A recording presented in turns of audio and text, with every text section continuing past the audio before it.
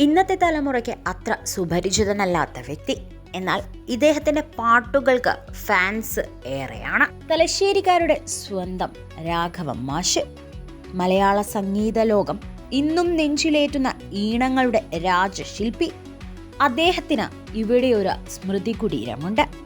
തലശ്ശേരിയുടെ മണ്ണിൽ അറബിക്കടലിനോട് ചേർന്ന് ഒരു കാലത്ത് സംരക്ഷിക്കപ്പെടാതെ പോയ ഈ സ്മൃതി കുടീരം ഇന്ന് അത്രമേൽ ഭംഗിയായി സംരക്ഷിച്ചു പോരുന്നു. മറ്റെവിടെയുമല്ല, തലശ്ശേരി സെന്റിനറി പാർക്കിൽ. ദേശീയപാതയിൽ ജില്ലാ കോടതിക്ക് മുൻവശമുള്ള സെന്റിനറി പാർക്ക്.